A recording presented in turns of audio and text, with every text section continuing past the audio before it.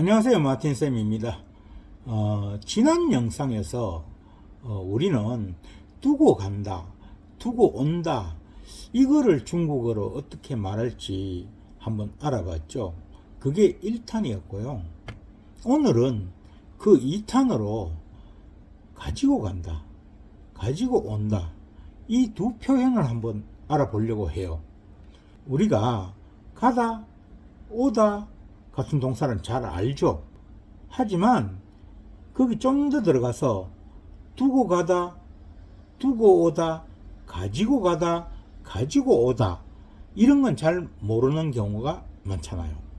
지난 영상은 조금 길었지만 이번 영상은 지난 영상에서 이미 알아본 부분이 충분히 많아서 뭐 그렇게 길지는 않을 것 같아요. 지난 영상에서 뭐 가다, 오다 이런 부분은 이미 충분히 알아봤잖아요. 그 복습 차원에서 잠깐 한번 다시 새겨보면요, 가다는 취, 쪼, 그리고 리카이, 이렇게 세 개의 동사가 있었죠. 기억을 한번 상기해보면요, 취는 가장 일반적으로 많이 쓰이는 동사인데 그 목적지가 필요했잖아요. 그 목적지가 필요한 목적지 중심의 가다라고 하는 동사, 이게 취였죠. 그리고 쪼우는 역시 매우 많이 쓰이는 건데, 이 목적지가 뚜렷하게 없는 상태에서 그냥 뭐 좀 걷겠다, 좀 이동하겠다, 뭐 막연하게 뭐 그냥 나 갈게, 뭐 이런 식으로 말할 때 쓰는 거였고요. 그리고 마지막에 리카이는 목적지가 아닌 출발지 중심의 동사였잖아요. 그래가지고 현재 지금 있는 이곳을 떠나기 시작한다, 이런 의미였었죠. 그리고 오다는 간단하게 라이, 그리고 회라이, 이게 있었죠. 라이는 그냥 취와 반대의 개념으로 목적지가 좀 필요한, 내포된 그런 오다였고요. 회라이는 돌아오다 라는 개념으로 뭔가 이곳을 떠났다가 다시 돌아오는 그런 느낌의 동사죠. 그렇게 지난 영상을 통해서 이미 가다, 오다 이런 개념은 충분히 잘 알고 있으니까 그건 오늘 알아볼 필요가 없고요. 그렇다면 가지고 오라는 개념만 이해하면 되겠죠. 가지고 가다, 가지고 오다, 이 개념은 한국어로는 둘 다 가지고 라는 단어로 해결이 되니까 뭔가 확 오지를 않는데요, 이게 영어로 치면 take하고 bring에 해당되는 거예요. 지난 영상에서 알아봤던 두고 가다, 두고 오다, 이거는 영어로 leave에 해당되는 거였고, 오늘은 take하고 bring에 해당되는 것들을 알아보고 있는 겁니다. 지금 그거를 지금부터 한번 알아봅시다. 뭔가를 가지고 라는 개념으로 쓸 수 있는 동사는 대표적으로 두 개가 있어요. 이게 하나는 die이고 하나는 na예요. 이 두 가지 동사가 주로 쓰이는데요, 이 둘 다 가지다 라고 해석할 수 있는데 이 둘은 살짝 용도가 달라요. 먼저 die는 한국에서도 많이 쓰이는 글자인데요, 이거를 한자로 보면은 띠, 허리 같은데 하는 띠 있죠. 그 띠라는 글자예요. 띠대라고 부르는 글자예요. 한국에서는 이거를 주로 뭔가 띠 같은 것에 많이 쓰는 한자예요. 예를 들면은 우리가 허리 아플 때 쓰는 뭐 복대 이런 데 이제 쓰는 글자고요. 또 이 글자는 지니다 라는 뜻도 가지고 있어요. 휴대한다 할 때 이 글자죠. 즉 휴대폰도 이 글자인 거예요. 그러니까 뭔가를 몸에 지닌다 라는 의미가 있는 동사입니다. 띠라는 게 내 몸에 부착해서 딱 이게 가지는 거니까 지닌다 라는 뜻도 동시에 가지고 있는 거죠. 그리고 이 동사는 지닌다 라는 의미만 있는 게 아니라 이끌다 라는 의미도 함께 가지고 있어요. 지닌다는 자체가 결국은 내가 가지고 움직이는 거잖아요. 그렇다 보니까 사물뿐만 아니라 사람까지도 또는 동물까지도 해당이 되어서 그런 경우에는 이끈다 라는 의미를 가지게 되는 거죠. 사람이나 동물을 지닐 수는 없으니까요. 그래서 이 다이는 이따가 나오게 되겠지만 가지고라는 의미만 있는 게 아니라 데리고라는 의미도 함께 있어요. 정말로 영어의 어떤 그 bring이나 take하고 그 느낌이 아주 유사하죠. 그리고 그 다음에 이제 나라는 동사가 있어요. 이거는 오직 사물에만 해당이 됩니다. 사람이나 뭐 동물에는 해당이 안 돼요. 이게 어떤 그 동사냐 하면요, 들다, 잡다, 쥐다, 뭐 이런 의미가 있는 동사예요. 커피를 들고 있다, 공을 쥐고 있다, 뭐 이럴 때 쓸 수 있는 동사죠. 오늘 우리가 알아볼 가지고 가다, 가지고 오다 할 때 이 앞부분의 가지고라는 부분이 바로 이 다이하고 나 이 두 개의 동사를 상황에 맞게 쓸 수가 있는 겁니다. 여기서 간단한 공식을 만들어 봅시다. 들고 또는 쥐고 가다, 나, 취. 들고 오다, 나, 라이. 가지고 또는 데리고 가다, 다이, 취. 가지고 오다, 다이, 라이. 이렇게 되는 겁니다. 그러면 간단하게 문장을 하나 만들어 보면요, 예를 들어서 나는 물을 들고 학교에 간다 라고 하려면요, 我拿水去学校라고 하면 되는 거죠. 물이니까 손에 들고 가는 거죠. 그래서 나가 쓰인 거고요. 만약에 가방을 가지고 학교에 간다 라고 하려면 그때는 我带包去学校라고 하면 되는 겁니다. 가방은 들고 간다거나 쥐고 간다고 말하기보다 가지고 간다고 하는 편이 좀 더 자연스러워요. 한국어에서는 뭐 가방도 들고 간다 말하는 경우가 많잖아요. 가방 들고 학교 간다 뭐 이렇게 말하기도 해요. 그런데 제가 늘 강조하지만 그 한국어의 개념으로 중국어를 바라보면 안 돼요. 중국어에서 나는 들고라고 해석될 수는 있지만 한국어의 어떤 들고처럼 조금 더 포괄적으로 쓰이는 게 아니에요. 한국어로 굳이 하자면 쥐고 또는 잡고 뭐 이런 뉘앙스라고 할 수 있어요. 그러니까 가방을 쥐고 간다 하는 건 좀 이상해지죠. 한국어의 들고보다 조금 범위가 작은 뭔가를 손에 쥐고 또는 손에 들고 가는 그런 뉘앙스의 동사예요. 그것만 이해하면 들고 가거나 가지고 가는 그 대상에 따라 이 다이를 쓸 건지 나를 쓸 건지 적절히 쓸 수 있을 겁니다. 특히 그 대상이 사람이나 동물이 되면 반드시 다이가 돼야 돼요. 예를 들어서 나는 강아지를 데리고 공원에 간다 라고 하려면요, 我带小狗去公园 이렇게 되는 거죠. 만약에 그녀가 친구를 데리고 우리 집에 온다 라고 하려면 어떻게 하면 되죠? 他带朋友来我家 이렇게 하면 되는 거죠.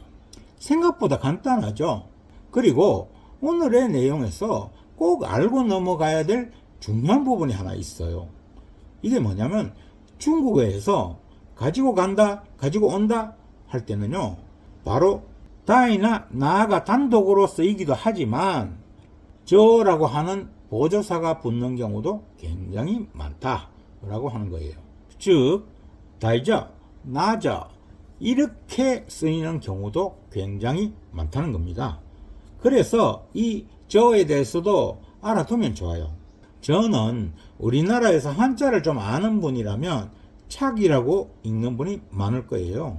네, 저게 이제 바로 붙을 착이라는 글자거든요. 접착제 할 때 쓰는 붙는다 라는 의미의 한자예요. 우리가 옷 같은 걸 입었을 때 착용 또는 착장, 또 뭐 뭔가를 장착한다 할 때 장착, 이런 것들이 다 이 글자를 쓰는 거예요. 착이라는 글자. 그런데요, 한자를 좀 더 잘 아는 분이라면 이 글자가 착이기도 하지만 저라고 읽기도 한다는 것을 알 거예요. 저라고 읽을 때는 한자로는 나타날 저라는 글자예요. 이 경우에는요, 품사가 다이나 나에 대한 보조사로 쓰여요. 즉 다이나 나를 도와주는 역할이죠. 어떤 의미를 보충해서 도와주는가? 바로 그 상태의 지속을 의미해요. 저라는 글자가 붙을 착이기도 하지만 나타날 저라는 글자라고 했잖아요. 즉 나타난다는 거니까 계속 뭔가 나타나 있는 상태라는 의미로 확장이 되는 거죠. 그러니까 그 상태가 지속된다라는 의미를 가지고 있는 거예요. 계속 나타나 있는 상태, 그렇게 되는 거예요. 즉 다이저나 나저는 가지고 있거나 들고 있는 상태의 지속을 의미해요. 즉 다이저, 나저 이거는 가지고 있거나 들고 있는 상태가 지속되는 것을 의미해요. 거기서 가다 오다가 붙으면요, 뭔가를 가지고 가는 상태 또는 뭔가를 가지고 오는 이 상태가 계속 지속되는 것을 의미합니다. 이게 이렇게 이제 설명하니까 어렵죠. 근데 이제 간단하게 말해서 그냥 단순하게 뭔가를 가지고 간다 또는 가지고 온다 이런 사실만 전달하려고 할 때는 굳이 저가 없어도 돼요.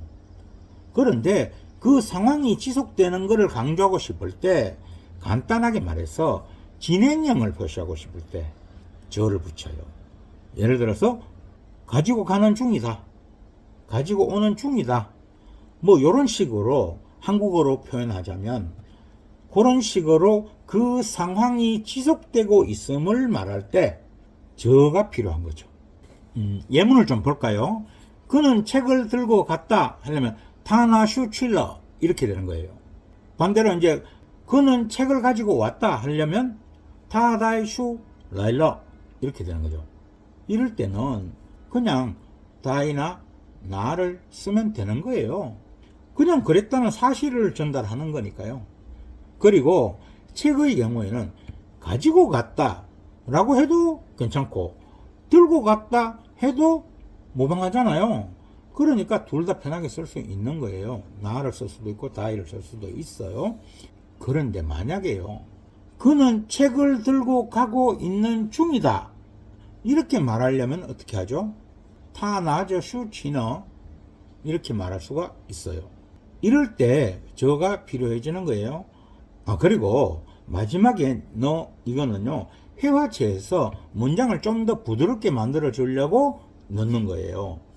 쉽게 말해서 저 너가 들어가면요, 그는 책을 들고 가고 있는 중이야 이렇게 좀 부드러워지는 거죠. 그러니까 그건 없어도 문장이 틀리지는 않아요. 그냥 부드럽게 하려고 넣은 거예요. 또 반대로 그는 책을 들고 오는 중이야 라고 할 수도 있겠죠. 그럴 때는 타다이저슈 라이너 이렇게 말할 수 있겠죠. 하나만 더 볼까요? 만약에 그는 선물을 가지고 온다 라고 하려면 타다이 리우 라이 이렇게 되는 거예요. 그는 선물을 가지고 오는 중이다 라고 하려면 타다이저 리우 라이 이렇게 되는 거죠. 근데 이 문장에서요, 오늘의 주제하고는 조금 다르지만 우리가 꼭 알고 가야 할 부분이 있어요. 그걸 한번 살펴볼게요. 먼저 그는 선물을 가지고 온다 라고 말하는 타다이 리우 라이 이 문장은요, 타다이 라이 리우 이렇게 말해도 문제가 없어요. 둘 다 문법적으로 맞아요. 그런데요, 그는 선물을 가지고 오는 중이다 라고 할 경우에 타다이저 리우 라이 이거는 맞는데요, 타다이저 라이 리우 이렇게 되면 문법적으로 틀린 문장이 돼요. 대체 왜 그럴까요? 이걸 문법적으로 설명을 하려면 다시 영상이 하나 더 필요할 거예요. 이 문장에서 뭐 저 동사가 아니라 방향보호의 역할을 하고 있다 라는 것도 설명을 해야 되고, 저의 역할에는 라이라는 방향보호 역할이 서로 충돌한다 라는 것도 설명해야 되고요. 되게 복잡해집니다. 근데 제가 어순조차도 문법을 몰라도 어순을 정확하게 찾을 수 있다라고 영상을 올린 적이 있죠. 이것도 마찬가지입니다. 이 문장도 해석을 정확하게 순서대로 해보면요, 그냥 이해가 돼요. 위에 저가 없는 문장들은 직역을 해봐도 둘 다 이상하지를 않아요. 볼까요? 타다이 리울라이. 이 문장은요, 그는 선물을 가지고 온다. 이렇게 되니까 안 이상하죠. 완전 직역을 해보면, 타다이 리울라이는 그는 가지고 선물을 온다. 이렇지만, 이렇게 중국어는 그렇게 하면 안 되죠. 가지고 선물을, 이렇게 되면 선물을 가지고 이렇게 해야 되죠. 그러니까 그는 선물을 가지고 온다. 이렇게 되니까 하나도 이상하지 않죠. 그리고 타다이라이 리우, 이거는 어떻게 될까요? 이 문장은 그는 가지고 온다 선물을, 이렇게 되니까 이것도 전혀 안 이상하죠. 그런데요, 타다이저 리우라이, 이 문장의 경우에는요, 그는 선물을 가진 상태로 온다. 이건 아주 정상이잖아요. 그런데 타다이저 라일리우, 이거는요, 그는 가진 상태로 온다 라고 하고 나서 선물이라는 단어가 혼자 뚝 떨어져 버려요. 그러니까 저가 붙으면요, 주동사인 다이하고 보조사인 저하고 목적어인 리우가 한 묶음으로 묶여야 이상하지 않은 거예요. 그러니까 선물을 가진 상태, 이런 하나의 문장이 만들어져야 된다는 거죠. 그게 중간에 라이가 끼어버리면 가진 상태로 온다라고 해놓고 뒤에 선물이 따로 뚝 떨어져 버려요. 이게 이제 목적어, 그래 되면은 이게 목적어인 건지 뭔지 문장도 매끄럽지 않고 혼자 따로 뚝 떨어져 버리는 거예요. 그래서 이 경우에는 타다이저 리울라이, 이렇게 해주는 게 맞는 겁니다. 문법적인 설명을 이해하면야 쉽지만 그거 몰라도 문맥 자체가 이상하니까 이해가 안 되지는 않죠. 즉 우리가 문법을 잘 알면 좋지만 문법 공부가 깊지 않아도 뭔가 이 문장이 맞나 보려면 한국어로 의역을 하지 말고 단어를 글자별로 직역을 해서 뭔가 이상한 게 없어야 되는 거죠. 묶을 거는 묶고 뗄 건 떼서. 아무리 한국어하고 중국어는 서로 어순이 다르고 뭐 그렇다 해도 한국어라는 자체가 원래 어순이 없이 자유로운 언어잖아요. 그래서 한국어로 직역을 했을 때도 이상하지 않아야 이게 문장이 정상적인 문장인 거예요. 어쨌든 그런 부분은 이제 다 이해가 된 거고요. 이제 데리고라고 해석할 수 있는 그런 예문만 몇 개 더 살펴보면 될 것 같아요. 데리고 온다라고 하려면 다이하고 누군가하고 라이 이렇게 해주면 되잖아요. 그러니까 가지고 온다고 다를 게 없어요. 그 대상을 중간에 넣어주면 되는 거죠. 그냥 다이하고 라이 사이에 그 누군가, 데려올 누군가를 넣어주면 되는 거죠. 그냥 단순히 나는 아이를 데리고 온다 라고 하려면 워다이 하이즈 라이 이러면 되는 거고요. 혹시 나는 아이를 데리고 오는 중이다 라고 하려면 워다이즈 하이즈 라이 이렇게 해주면 되는 거예요. 실제 회화에서는 이 저가 붙는 경우가 더 많이 나오기는 해요. 왜냐하면 우리가 대화를 할 때 보통 뭔가 하고 있는 중이라는 것을 말할 때가 많지, 그냥 단순하게 사실만을 전달하는 경우는 뭐 그다지 많지 않거든요. 그리고 데리고 간다라고 하려면 당연히 다이 그리고 누군가 다음에 취 이렇게 되겠죠. 만약에 그는 강아지를 데리고 간다라고 하려면 타다이 샤오고 취 이렇게 되겠죠. 당연히 가는 중이다 라고 하려면 저가 붙으면 되는 거고요. 또 혹시 데리고 왔다 라고 하려면 다이 하고 누군가를 넣고 그 다음에 라일러 하고 뒤에 러만 붙여주면 되겠죠.